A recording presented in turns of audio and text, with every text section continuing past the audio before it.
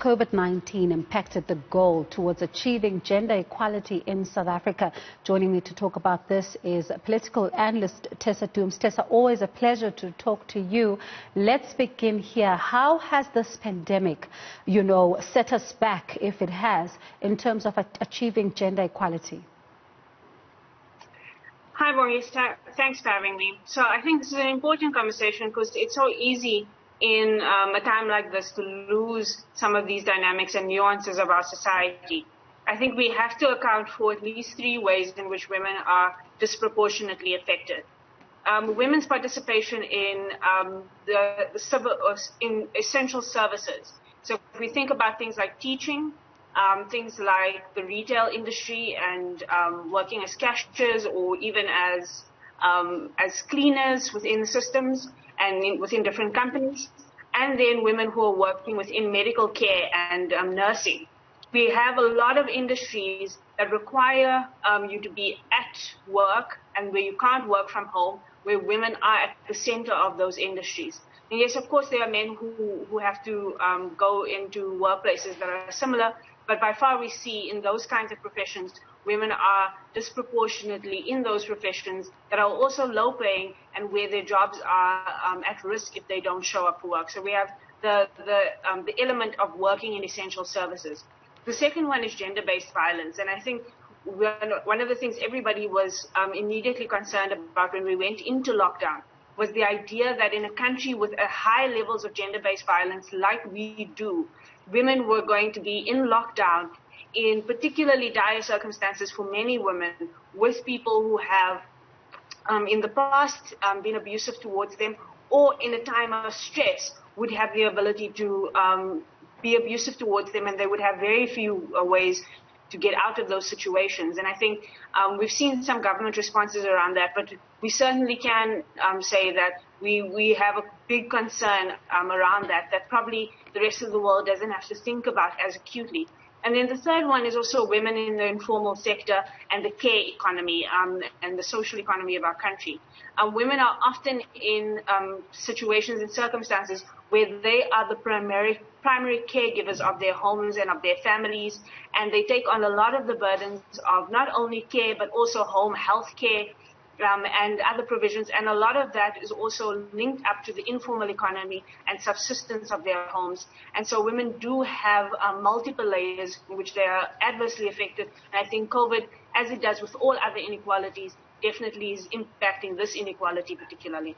And when we look at, some of the social services, particularly within that sector, most of the staff, when it comes to our social sectors, are women. And it does look like even in this particular pandemic, they continue to find themselves at the forefront. How does then continue to impact, when it comes to their health, their access to, healthcare systems as well, and also being able to also just enjoy some of those equal opportunities? Absolutely. I think healthcare inequality is quite a general thing across the board, but we have to remember a few things about socioeconomic conditions of women in our country. In terms of, for instance, single-headed households that would also be single-income households, women are predominant in terms of single-headed households and heading them up, and particularly intergenerational households where women, after grandmothers, are the ones caring for a large family by themselves. And so you see that the brunt that women bear in terms of generalized inequalities is exacerbated. In terms of access to healthcare, we know that women also have a number of other ways in which they need to access the healthcare system. If you think about things like pregnancy, if we think about things like cancers, there's so many things that women need to access healthcare services for, and in particularly specialized ways, that now, having these fears around and anxieties around entering the healthcare system and then being faced with a under strain, there's certainly a way in which we can have a particular look at women's health in this crisis and say that something particular must be done to look at the particular conditions that women are living under, both at home and in their engagement with the healthcare system. And when we look at then at what you then have to say, because it does look like women continue to be, the center that has to hold everything then together.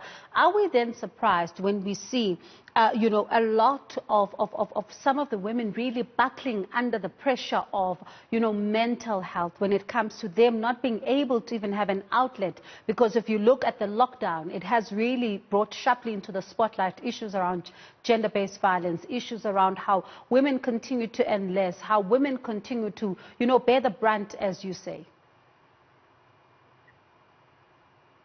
Are underrated in this country in terms of their impact is mental health and gender-based violence.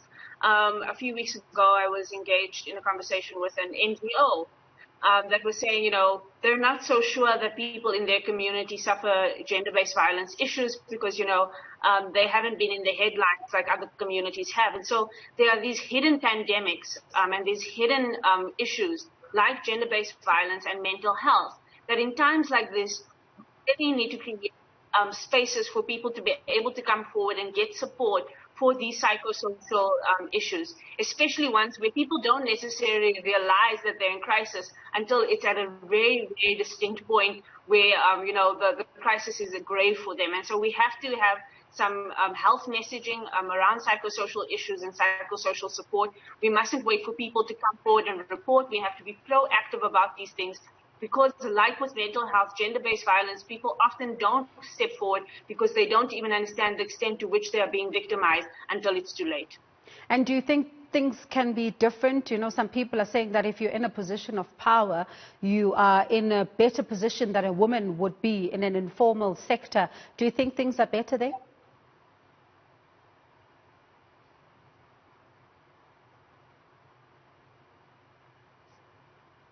No, not necessarily. I often say to people that we make the wrong impression when we say that it's socioeconomic issues that keep women in bad, abusive relationships. And often it's not socioeconomic conditions by themselves. There are also things like status and pressure around, the social status and social stigma around divorce or leaving a partnership. There are issues around children and households and people who don't want to, break away from the abusive situation because of children in their life. And so I think that it's a misnomer to think that women who are in more powerful positions in terms of their socioeconomic status are at less risk, and particularly, again, of those two things that we spoke about, of both gender-based violence and particularly mental health, where both of those can be overlooked when it seems like you're financially in a good position, and that's not the case all the time. And what do you think